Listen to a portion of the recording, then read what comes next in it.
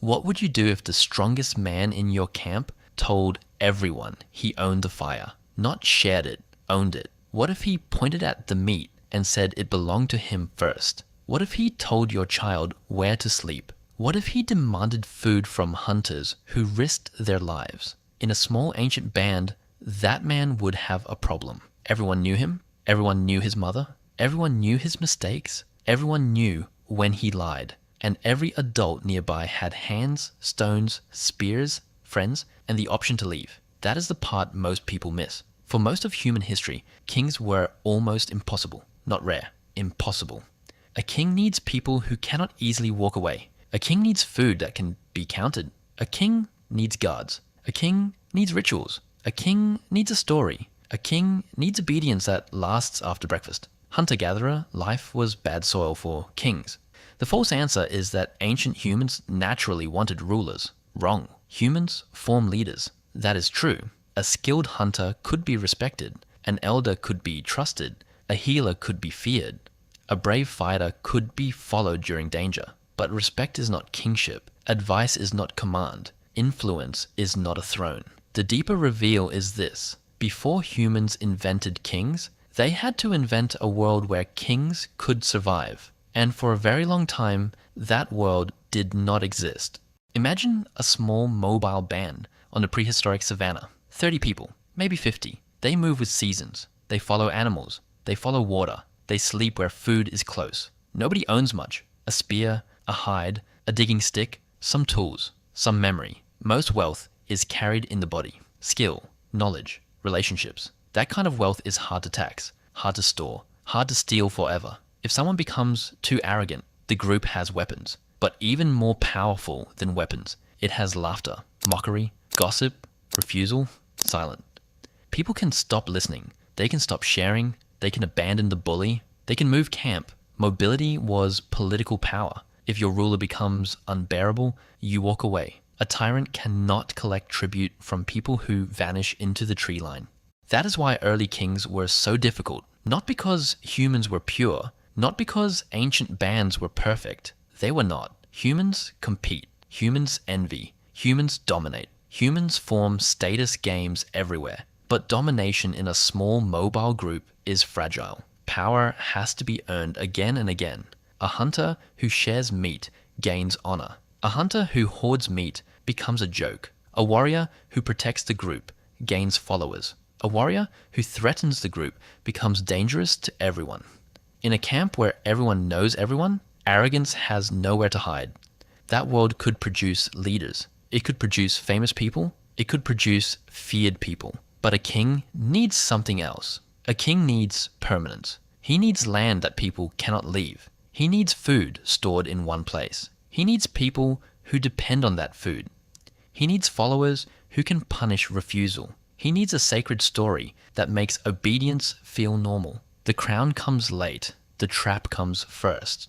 The first trap was settlement. When humans began returning to the same rich places, everything changed. Fishing grounds, river valleys, wild grain fields, seasonal lakes, places where food returned again and again. People stayed longer, then they built more, then they stored more, then they buried their dead nearby. Then leaving became harder. The camp became a village. The village became a claim. The claim became property. And property is where power learns to sit still. A mobile hunter's success disappears when the meat is eaten. Stored grain does not. A field does not. A herd does not. A house does not. A storage pit full of food creates a new kind of human relationship. Debt, need, obligation. Imagine two families in an early village. One family has a better harvest. Another has a bad year. The first family lends grain. The second survives. But now a memory exists. A debt exists. A future claim exists. Next season, the debt may be repaid with labor, or marriage, or loyalty, or silence. Nobody has invented a kingdom yet, but the ingredients are waking up. Surplus changes the human mind. Food is no longer only eaten. It is counted, stored, guarded, inherited, stolen, gifted, loaned, demanded. Once food can be measured, people can be measured around it. Who has more? Who owes whom? Who controls the storehouse? Who decides when the door opens? This is where leadership begins to harden. Not into kings yet, but into officers, managers, ritual specialists. war leaders, storehouse guardians, boundary keepers, irrigation organizers, people who do not just persuade, people who administer. That word sounds boring. It is not. Administration is one of the roots of kingship.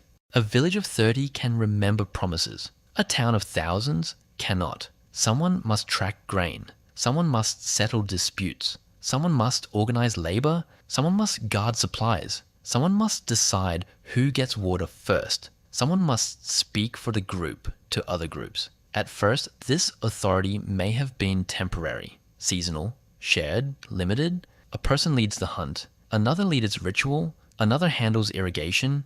Another mediates conflict. But advantages can combine. Food supports followers. Followers protect food. Ritual creates awe. Awe protects status. Marriage joins powerful families. Children inherit property. Then they inherit expectations. Then they inherit titles. Power becomes sticky. That is the second trap. Inheritance. A strong hunter dies, and his strength dies with him. But land can pass to a son. Stored wealth can pass to a daughter. A shrine can remain in one family's care. A herd can grow across generations. A story can say one bloodline was always special. Now power no longer has to start over every morning. It survives the body. But even stored wealth and inheritance were not enough. People still resist. People still argue. People still run away if they can.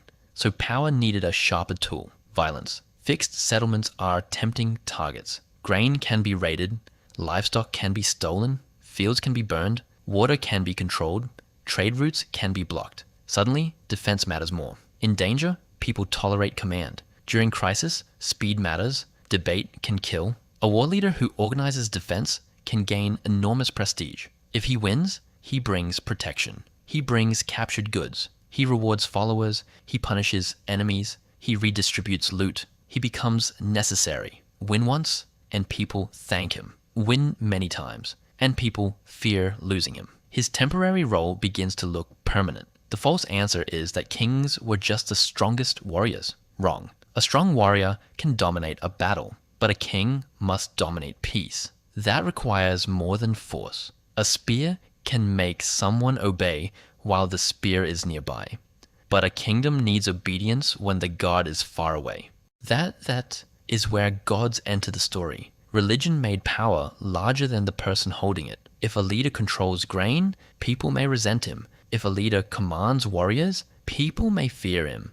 But if a leader speaks for the gods, obedience changes shape. It becomes duty. It becomes order. It becomes cosmic.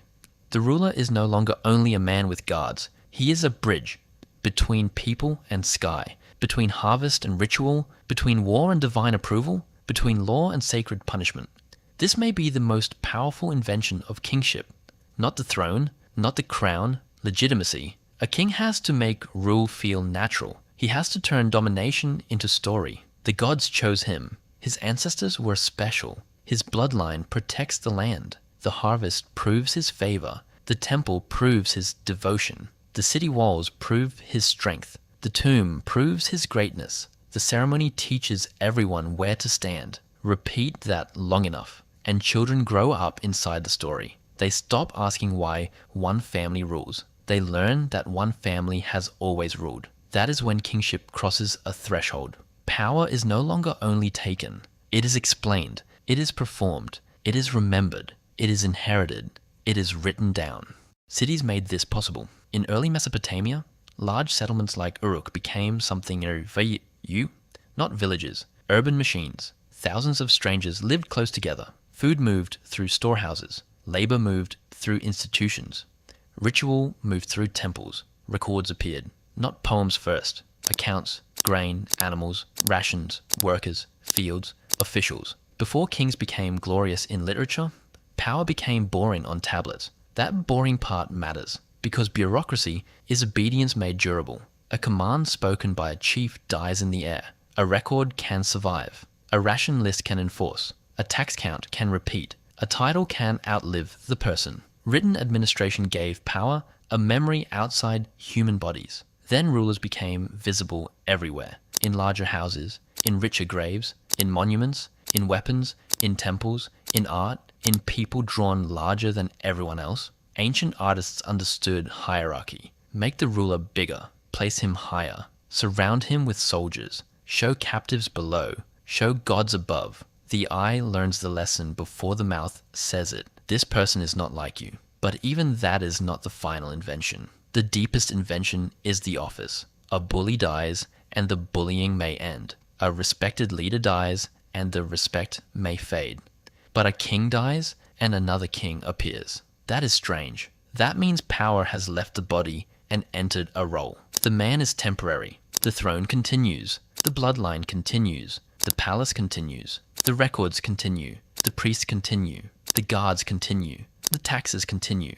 This is the real reason kings were almost impossible at first. Small mobile groups could not support that machine. They had no fixed surplus, no permanent storehouses, no full-time guards, no bureaucracy, no temples towering over strangers, no inherited offices strong enough to trap everyone inside the same story. But once settlement, grain, inheritance, war, religion, and administration locked together, kings became possible. Not inevitable everywhere, but possible. And once possible, they were dangerous. Because kingship solved real problems. It organized labor, built walls, managed water, stored food, settled disputes, defended cities, coordinated trade, but it also created new dangers. Forced labor, tribute, conquest, inequality, punishment. People gained protection and lost freedom. They gained order and inherited obedience. They gained monuments and carried stones. That is why the first kings are so unsettling. They were not simply villains. They were not simply heroes. They were answers to problems that humans had created by settling down, and they became problems themselves. So how did ancient humans invent kings? They did not start with a crown. They started with staying put, then storing food, then counting food, then guarding food, then inheriting food, then fighting over food, then praying over food, then writing food down. Then one family stood closer to all of it than everyone else. Closer to grain, closer to weapons, closer to temples, closer to records, closer to ancestors, closer to gods. And one day, the group looked up and realized that influence had become rule. The leader no longer needed permission. The office had permission for him. That is the deeper reveal. Kings were not born from one man's ambition. Ambition is ancient. Kings were born when ambition finally had walls, grain, guards, gods, and paperwork. The first king was almost impossible because humans had to build his cage before he could sit inside it. And then they called the cage a throne.